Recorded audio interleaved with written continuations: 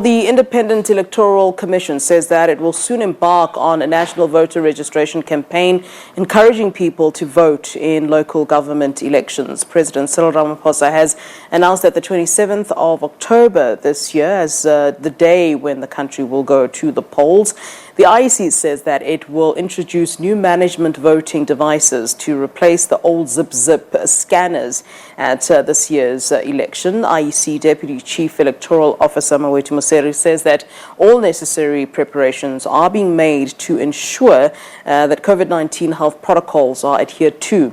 But with all the preparations being made to ensure a smooth process, is South Africa ready to conduct these local government elections? Let's take this discussion further. Then we're joined by Political Analyst Levy Ndou. Thank you so very much, sir, as always, for joining us here on SABC News.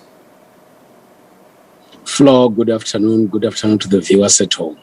As a start, I think the big question then that we're all sort of asking at this time is, is South Africa ready to hold those local government elections? And what are your views on the date that has indeed then been set? Well, I think if you look at our situation and the situation worldwide, one would say that South Africa is ready to hold the local government elections.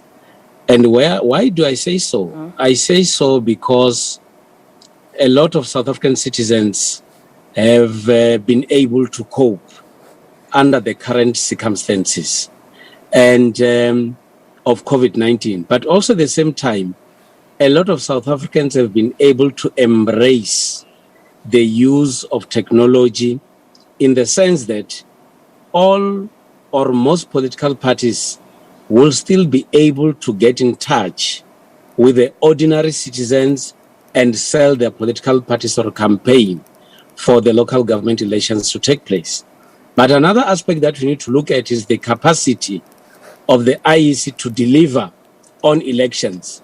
And I don't recall any moment that the IEC has disappointed us as South Africans. So even at this stage, I would expect the IEC to be able to deliver the best elections ever. Yeah. I want to talk about this issue of campaigning. Ordinarily and in any other year, there wouldn't be worries about, for example, the door-to-door campaigns. But, obviously we're, in the middle of a pandemic and, one wonders how this will be done and if the IEC itself will have strict rules in terms of how campaigning is then done by political parties. As, one doesn't want to also worry about rallies and things like that where people can easily then be in crowded spaces where it's then easy to pass on the virus. Are there rules in place that are really strict about how parties do this? I mean, in the excitement of having people around and having crowds,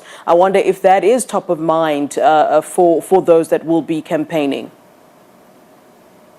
Well, I think it will depend on the mode of campaigning that different political parties are used to. But also at the same time, our current situation would actually dictate that all of us, including political parties, must start to embrace new methods or new ways of campaigning. Look, political activities are allowed in South Africa in the current level, and political parties can even start from now using technology and also arrange themselves in smaller groups or smaller cells in order to be able to campaign. It might be difficult for political parties that do not have branches in some or in certain wards. But if a political party has got branches in every ward, they will then have to use the leadership of those different wards to be able to campaign. But it's also important, Flo, to look at the disadvantages, especially with certain political parties. There are political parties, not only in South Africa, that would only rely on certain individuals for campaigns. And obviously, that would have a negative impact on the campaigns of those parties. But if you look at local government elections, these elections are for the local people, and people would vote for candidates that they are actually familiar with. So it is up to the different political parties to get organized in each ward where they are contesting and allow branches or leaders of branches to be in charge of the campaigns. And I think if they adopt that, that will work in their best interest. Yeah, and just finally, some political parties have indeed asked for a postponement, and I wonder from where you stand and analyze all of this, what do you think that this is based on? Is it based on the readiness in terms of their own campaigning, or do they have various other concerns that might be playing a part in all of this? What do you think of those that are saying they'd rather have a postponement? I think there are a few reasons that are genuine, that those that are pushing for the postponement have. Firstly, it will be the alignment of all levels of government in terms of implementation of their policies. If they run elections once, you will have the term of office for all levels of government to be taking place at the same time. Number two, it will actually be good for the budget of the IEC, even though the IEC has got a huge budget or they've got sufficient resources. But if elections are run at the same time, it will be good for the IEC to be able to use limited resources because the elections will be taking place once. The other point is that political parties requires financial resources for elections. And if you have got elections after every 2.5 years, it means that the different political parties must have a lot of money for campaigns at that period. Another important point, Flo, which is very crucial for me, is that politicians are human beings.